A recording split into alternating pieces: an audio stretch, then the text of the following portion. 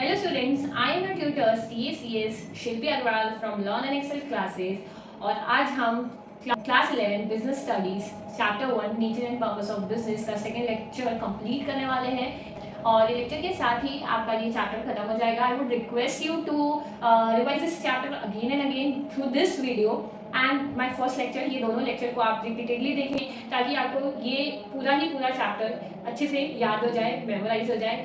And मैं आपको guarantee देना चाहूँगी कि ये लेक्चर के बाद आप ये चैप्टर को कॉन्फिडेंटली 70 to 80% मार्क्स ऑब्टेन कर सकते हैं इस चैप्टर में। ओके, तो आज हम लोग ये चैप्टर स्टार्ट करेंगे बिजनेस एक्टिविटीज के साथ में। बिजनेस एक्टिविटीज हमारे दो हिस्सों में डिवाइडेड है। There are two broad classification of business activity. First is industry and second is commerce. तो पहला जानते हैं कि इंडस्ट्री क्या होता है। इंडस्ट्री को भी हम लोग दो तरीके से समझेंगे। Industry includes all those activity which converts raw material into finish goods. ये एक एक्सप्लेनेशन है इंडस्ट्री का। इसमें क्या क्या चीजें आती है? Converting raw material into finish goods, इसमें प्रोसेसिंग आ जाएगी, देन मैन्युफैक्चरिंग आ जाएगा, रिप्रोडक्शन आ जाएगा, reproduction of living species. Okay, second explanation हम लोग जो प्रैक्टिकली देखते हैं कि इंडस्ट्री इंक्लूड्स ऑल क्लासेस या group of concern which is involve in similar activities, जैसे कि स्टील इंडस्ट्रीज है या फिर गारमेंट इंडस्ट्रीज है या फिर मार्केट इंडस्ट्रीज है। ये सारी इंडस्ट्री में आ जाती है। तो ये थे इंडस्ट्रीज के दो क्लासिफिकेशन। ओके, इंडस्ट्री को फर्दर हम लोग तीन हिस्सों में डिवाइड करते हैं। First is primary, second is secondary and third is tertiary. इसको डिटेल में पढ़ने से पहले हम लोग जानेंगे कि कॉमर्स क्या होता है। कॉमर्स इंडस्ट्री के बाद आता है। तो जो भी इंडस्ट्री गुड्स प्रोड्यूस करती है उसको कस्टमर तक पहुंचाने का काम करता है कॉमर्स। बेसिकली आपके बिजनेस को स्मूथ कौन बनाता है? कॉमर्स। कॉमर्स के और क्या क्या फंक्शंस है, इसका एक सेपरेट क्वेश्चन है आपके पास में। तो what are the functions of commerce? तो कॉमर्स बहुत सारी रुकावटों को दूर करता है, बिजनेस की बहुत सारी रुकावटों को दूर करता है। ओके, रुकावटों को हम इंग्लिश में बोलते हैं हिंड्रेंसेस। तो व्हाट काइंड ऑफ रुकावट? 1 2 3 4 5 6 person, place, time, risk, exchange and last में आएगा knowledge. Person, see hindrances of person, किस टाइप के पर्सन? आप जानते हैं कि मैन्युफैक्चरिंग इंडस्ट्रीज मैन्युफैक्चर कर रही है और कंज्यूम कौन कर रहा है? कंज्यूमर कर रहा है। ठीक है, ये दोनों आपस में कनेक्टेड नहीं है, इनका कोई डायरेक्ट कनेक्शन नहीं है। तो इनके बीच कनेक्शन प्रोवाइड कौन करता है? Commerce through traders. तो किससे दूर हुआ हिंड्रेंसेस? दूर हुआ ट्रेडर्स से। दूसरा क्या कमी होती है इसमें? Place, hindrances of place. कैसे? गुड्स मैन्युफैक्चर हो रहा है एक जगह में, उसको प्रोवाइड करना है, डिस्ट्रीब्यूट करना है ऑल ओवर द कंट्री या ऑल ओवर द वर्ल्ड। कैसे प्रोवाइड करेगा? Commerce through providing transportation facility. Okay, third क्या है? टाइम। गुड्स प्रोड्यूस हो रहे हैं एक सीजन में और उसको कंज्यूम करना है साल भर।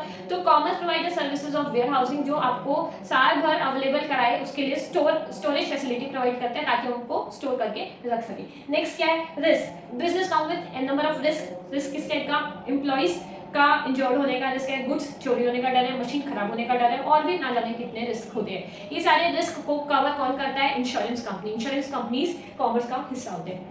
नेक्स्ट क्या है? एक्सचेंज। एक्सचेंज मतलब related to money. See commerce provide the services of banking, जिससे क्या होता है? बिजनेसमैन को इजीली मनी मिल जाता है, क्रेडिट फैसिलिटी मिल जाती है, इजीली हम लोग अपने एक्सेस पैसा को वहाँ पे डिपॉजिट कर सकते हैं। क्लियरेंस, जब भी उनको एक्सेस पैसा की जरूरत है हम लोग बैंक से इजीली कम इंटरेस्ट में पैसे निकाल सकते हैं। ओके, नेक्स्ट क्या है अपना? Knowledge. See goods are manufactured by the manufacturers या प्रोड्यूसर्स, और उसको कंज्यूम कौन करता है? कंज्यूमर। क्योंकि इन लोगों का कोई आपस में कनेक्शन नहीं है, कोई डायरेक्ट लिंकेज नहीं है, तो कंज्यूमर्स को इनके द्वारा प्रोड्यूस की गई चीजों के बारे में नॉलेज कौन देगा, जानकारी कौन देगा? Commerce provide services of advertising, जिससे ये जो नॉलेज की प्रॉब्लम है वो दूर हो जाती है। तो ये क्या ना हमारा फंक्शन ऑफ कॉमर्स। ठीक है, तो अभी तक हम लोगों ने क्या जाना?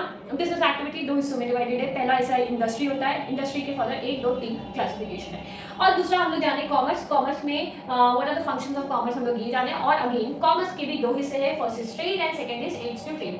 अब इसको प्रोसीड करने से पहले इस हिस्से को हम लोग कंप्लीट करते हैं, मतलब वापस बैक टू इंडस्ट्री। इंडस्ट्री में पहला आएगा प्राइमरी। प्राइमरी मतलब includes all those industries which extract natural resources, मतलब कि प्राइमरी में एक आएगी एक्सट्रैक्टिव एंड दूसरा व्हिच रीप्रोड्यूस लिविंग स्पीसीज, जो किया जाएगा जेनेटिक में। तो ये हमारा हो गया primary done. Secondary comes after primary. पहला पॉइंट क्या करते हैं लोग, जो प्राइमरी में चीजें एक्सट्रैक्ट की है उसको फर्दर प्रोसेसिंग का काम कौन करेगा, सेकेंडरी। मतलब secondary includes all those industries जो कि रॉ मटेरियल या सेम फिनिश गुड्स को फिनिश गुड्स में कन्वर्ट कर सके, ठीक है। अच्छा, again in secondary we have further two classification, first is manufacturing and second is constructive.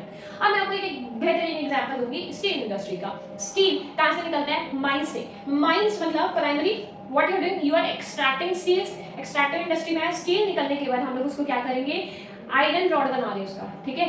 तो हम लोग स्टील रॉड बना रहे हैं, स्टील या आयरन उसका हम लोग रॉड बना रहे हैं। रॉड बनाने का काम आ जाएगा सेकेंडरी, मतलब प्राइमरी की गुड्स को आप इसमें यूज कर रहे हो और आप something you are converting raw material को आप you converting in some goods को होता है फिनिश गुड्स। तो स्टील जो हो गया आपका, स्टील रॉड जो हो गया आपका मैन्युफैक्चरिंग में आ जाएगा। मतलब मैन्युफैक्चरिंग में basically use raw material to convert it into finish goods. अब अगेन इसमें भी दो टाइप के गुड्स है, एक कंज्यूमर गुड्स है और एक है capital goods. Consumer goods are directly consumed by the consumers, जैसे कि कोई भी गुड्स ले सकते हो, ब्रेड ले सकते हो, जैम ले सकते हो, बटर ले सकते हो, ये मैंने आपको खाने पीने का आइटम बताया, कुछ भी ले सकते हो। दूसरा आ जाएगा आपका कैपिटल गुड्स। ऐसे गुड्स होते हैं जिसको कंज्यूम नहीं किया जाता है, उससे हम लोग कंज्यूमर गुड्स बनाते हैं, ठीक है। तो ये क्या था, दो टाइप के गुड्स थे। अब वापस में मैन्युफैक्चरिंग में जाते हैं। मैन्युफैक्चरिंग क्या करते हैं, इससे कि इंडस्ट्रीज रॉ मटेरियल को फिनिश गुड्स में कन्वर्ट कर देते हैं। अगेन इसके 4 क्लासिफिकेशन है, हम लोग याद करने के लिए एएसएपी करेंगे, एसएप, ठीक है। इस ऐप में ए फॉर एनालिटिकल होते हैं। एनालिटिकल में आप लोग क्या करते हो, एक रॉ मटेरियल से बहुत सारी चीजें बनाते हो, जैसे मिल्क से मिल्क के कई प्रोडक्ट्स बन सकते हैं। सेकंड क्या है, एस फॉर सिंथेटिक। सिंथेटिक मतलब आप एक से ज्यादा रॉ मटेरियल को मर्ज करके एक सिंगल प्रोडक्ट बनाते हो, जैसे कि परफ्यूम्स है, सोप्स है, कॉस्मेटिक्स है। तीसरा क्या है, असेंबली। इन असेंबली आप फिनिश गुड्स, एक से ज्यादा फिनिश गुड्स को जोड़ के एक फाइनल फिनिश गुड्स बनाते हो, जैसे कि टीवी है, रिमोट है, एसी है, देन यू हैव लैपटॉप, ऐसे इन नंबर ऑफ गुड्स। लास्ट में है आपका प्रोसेसिंग, मतलब आप एक रॉ मटेरियल को कई स्टेजेस से क्रॉस करके एक फिनिश गुड्स बनाते हो, ठीक है। तो ये क्या थे हमारे मैन्युफैक्चरिंग इंडस्ट्री के फर्दर 4 क्लासिफिकेशन। एएसएपी मतलब first is analytical, then S for synthetic, A for assembly and P for processing. अब नेक्स्ट आ जाएगा सेकेंडरी इंडस्ट्री का। First broad classification was manufacturing and दूसरा है कंस्ट्रक्टिव।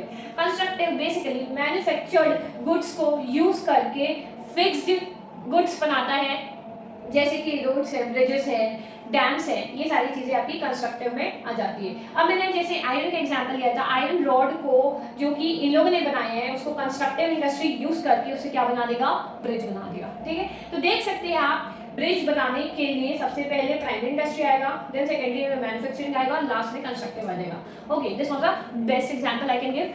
वैसे मेरे पास और बहुत सारे एग्जांपल है, but because this is a revision lecture मैं इसको क्रिस्प रखना चाहूंगी। Next is tertiary industry. Tertiary industry basically primary and secondary को असिस्टेंस प्रोवाइड करता है स्मूथ करने के लिए इन लोगों की सर्विसेज को या गुड्स को कस्टमर तक पहुंचाने की का जिम्मा किसका होता है, टर्शरी इंडस्ट्री का। टर्शरी में क्या क्या चीजें आ जाएगी, transport, insurance, banking, communication, storage या फिर एडवर्टाइजिंग, ये सारी चीजें आपकी टर्शरी में आ जाएगी। ये सारी चीजों को आप लिख के आप बेसिकली बता सकते हैं कि बैंकिंग क्रेडिट फैसिलिटी प्रोवाइड करता है, वेयर हाउसिंग स्टोरेज प्रोवाइड करता है, इंश्योरेंस, सेफ्टी और प्रोटेक्शन प्रोवाइड करता है। इस प्रकार आप टर्शरी को एकदम क्रिस्प आंसर रखेंगे और ये आंसर को खत्म कर देंगे, ज्यादा इनडेप्थ इसमें जाने की जरूरत नहीं है। तो हमारा इंडस्ट्री पार्ट कंप्लीट हो चुका है। मतलब इंडस्ट्री में प्राइमरी, सेकेंडरी, टर्शरी है। प्राइमरी के अंदर 2 है, सेकेंडरी के अंदर 2 है एंड टर्शरी के अंदर 6 है, ठीक है। 1 2 3 4 5 1 2, ठीक है। आई नॉट रिटन हियर। देन यहाँ पे फर्दर सेकेंडरी में मैन्युफैक्चरिंग के अंदर 4 है, तो ये हमारा डन।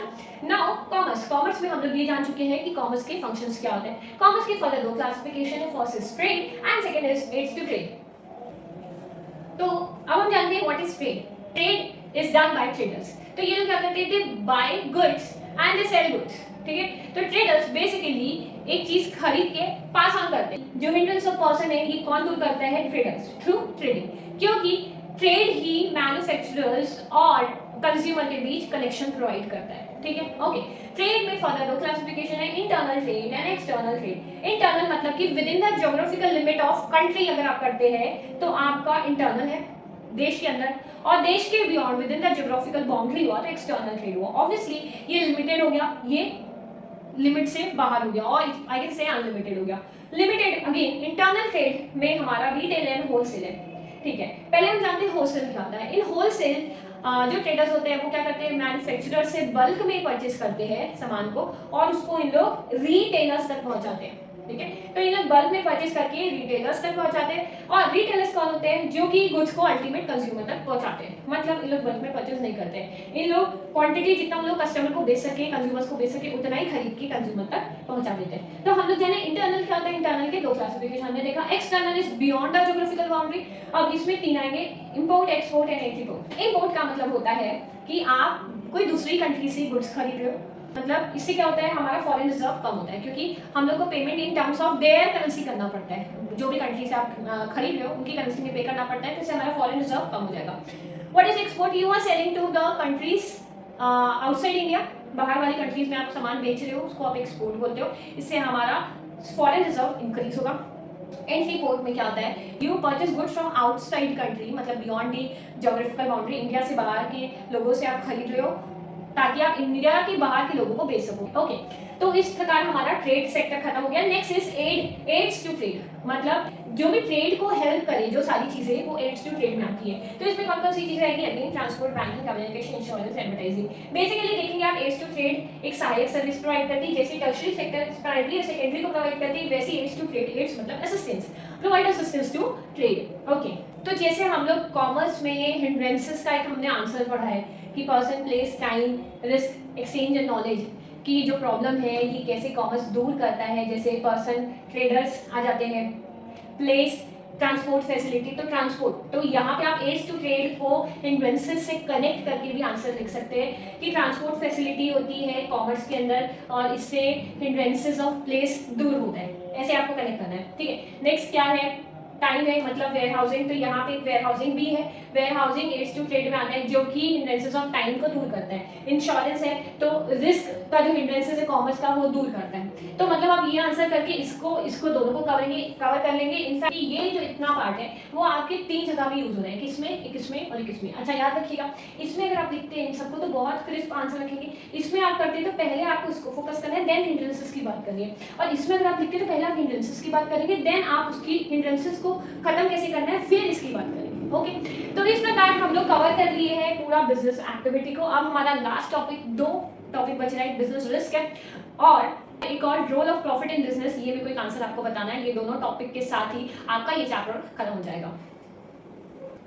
तो अब हमारा लास्ट टॉपिक है विच इज बिजनेस रिस्क, और साथ ही हमारा एक आंसर रह गया था, मैंने उसको लास्ट के लिए रखा था, rule of profit in business. तो पहले हम लोग जानते हैं कि रिस्क क्या होता है, उसके बाद हम जानेंगे उसका नेचर एंड उसका कॉस्ट। ठीक है, risk is related to uncertainty. Risk मतलब आपको कोई चीज का डर है। अब बिजनेस में किस टाइप का डर होता है, बिजनेस में डर होता है कि लॉस हो गया, या फिर डर होता है प्रॉफिट कम हो गया, है ना, ये दो कैटेगरी हो गई। अब ये फर्दर इसमें किस प्रकार से लॉस होगा या प्रॉफिट कम होगा, जैसे कि किसी एम्प्लॉय ने चीट कर दिया, या फिर कॉम्पिटिटर कोई अच्छी स्कीम अचानक से लेके आ गए, हम लोग को पता ही नहीं, या फिर गवर्नमेंट की पॉलिसीज चेंज हो गई। ये तो बहुत सारे टाइप के रिस्क होते हैं। तो ये जो भी रिस्क होते हैं वो बिजनेस रिस्क क्यों होते हैं, क्योंकि हमारे ये डायरेक्टली फाइनेंशियल्स को इम्पैक्ट करते हैं। ओके, तो अब हम लोग जानेंगे कि बिजनेस रिस्क का नेचर क्या है। पहला वर्ड मैंने क्या लिखा है, अनसर्टेनिटीज। बिजनेस रिस्क क्यों अराइज होता है, it arises due to uncertainties. Uncertain मतलब कोई चीज नहीं पता, सर्टेन मतलब यू नो दैट, अनसर्टेन मतलब आपको नहीं पता है। तो बिजनेस रिस्क किसकी वजह से आता है, अनसर्टेनिटीज की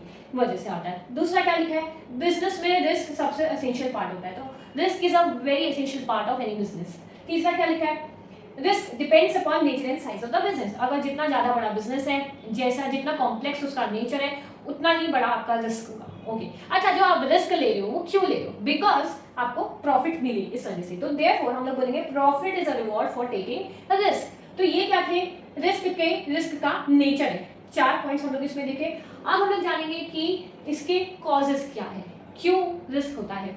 पहला इज नेचुरल या फिर दूसरा ह्यूमन। नेचुरल मतलब होता है which is not connected to any living entity या फिर ह्यूमन बीइंग्स। ठीक है, ह्यूमन मतलब which is connected to any living entity या फिर ह्यूमन बीइंग्स। ठीक है, नेचुरल में आपका कोई कंट्रोल नहीं होता है, मगर ह्यूमन बीइंग्स में यू हैव कंट्रोल।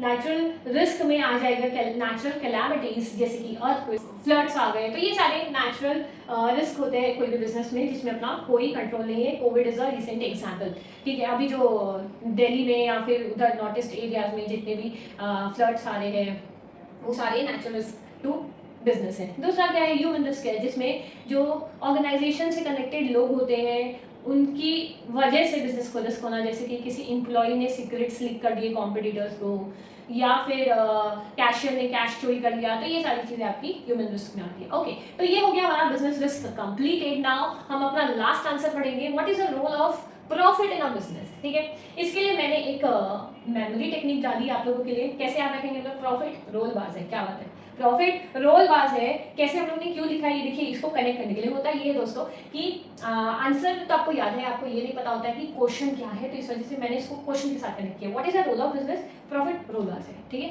ना डर ना फिकर। ठीक है, तो प्रॉफिट, जैसे प्रॉफिट वर्ड आएगा ना, प्रॉफिट के साथ में आ जाएगा ग्रोथ एंड सर्वाइवल, और एक है प्रॉफिट, क्योंकि पी आ चुके हैं, ग्रोथ सर्वाइवल, और एक पी वाला पॉइंट आता है जो पी मतलब प्रॉफिट डिनोट करता है। यहाँ पे प्रॉफिट ऑलरेडी लिखा है, तो जीएसपी में पी के साथ में पीआई मतलब परफॉर्मेंस इंडेक्स आ जाएगा। ठीक है, रोल मार्क्स मतलब ये आपको बता रहे हैं कि रोल ऑफ प्रॉफिट। अच्छा, ना डर मतलब ना रिस्क ना फिकर, फिकर नहीं होगी तो आपकी मार्केट में वैल्यू बढ़ जाएगी, मतलब गुडविल बढ़ जाएगी। अब देखते हैं पॉइंट्स। ठीक है, कितने पॉइंट्स है इसमें, 1 2 3 4 5, देखिए 5 पॉइंट्स होंगे।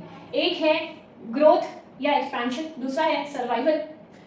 What is the role of business, ताकि आप ग्रो कर सको, एक्सपांड कर सको, सर्वाइव कर सको। परफॉर्मेंस इंडेक्स आपकी मेजर होती है थ्रू प्रॉफिट। रिस्क का रिवॉर्ड क्या है, प्रॉफिट। फिकर नहीं है, फिकर नहीं है, क्यों फिकर नहीं है, तो आपकी गुडविल बढ़ जाएगी, ऐसे आपको याद रखना है। ठीक है, फिकर नहीं है क्यों, क्योंकि हमारी गुडविल बहुत अच्छी है। गुडविल क्यों अच्छी है, बिकॉज प्रॉफिट है। ठीक है, तो ऐसे हम लोग याद कर लिए इस क्वेश्चन के कितने 5 पॉइंट्स। ये पॉइंट आपको याद करने नाम के साथ में, और आंसर का डिटेलिंग थोड़ा आप अपने तरीके से करेंगे। इसमें आपको थोड़ा वर्क करना पड़ेगा लिखने के हिसाब से। आंसर में कुछ खास नहीं है, इस वजह से राइटिंग ही आपको आंसर में मार्क्स ऑब्टेन करने में हेल्प करेगा। तो दोस्तों, हमारा chapter number 1 of business studies for class 11 complete हो गया है। तो लेक्चर नंबर 1 और लेक्चर नंबर 2 दोनों को ही आप कम से कम 5-10 बार देख लीजिए, जब भी खोले 5-10 बार देख लीजिए, क्योंकि हार्डली मेरे ख्याल से 30-40 मिनट्स होगा। And I would advise you कि आप इस लेक्चर की स्पीड बढ़ा के ही देखिएगा, 1 की स्पीड में नहीं देखिएगा। उससे क्या होता है, इवन 1.25 भी बढ़ाएंगे ना, 25% भी बढ़ाएंगे तो दैट्स ओके। क्यों, क्योंकि स्पीड बढ़ाएंगे तो आपको ज़्यादा कंसंट्रेशन पावर रहेगा और बहुत जल्दी आपका चीज़ कवर हो जाएगा। ये लेक्चर को अपने दोस्तों के साथ भी शेयर कर सकते हो, और ज़्यादा से ज़्यादा शेयर करिए, अपनी दोस्तों की भी हेल्प कीजिए कि चैप्टर 1 कितना क्विकली हम लोग कंप्लीट करते हैं और टेस्ट में अच्छे मार्क्स लीजिए, लाइए टेस्ट में अच्छे मार्क्स। और अगर आपको कोई सजेशन है इस वीडियो से रिगार्डिंग, तो प्लीज कमेंट कीजिए कमेंट बॉक्स में, ताकि मैं नेक्स्ट जो चैप्टर 2 रिकॉर्ड करने वाली हूँ उसमें वो चीज़ों का ध्यान रखूँ। और अगर आपको अच्छा लगा ये वीडियो तो भी आप कमेंट कीजिए, और इस लेक्चर को देखने के बाद, फर्स्ट और सेकंड देखने के बाद आपके टेस्ट में कितना इंप्रूवमेंट आया वो भी आप कमेंट करिएगा। Okay, so this will motivate me to create और to record my second lecture. So for today, bye bye, see you.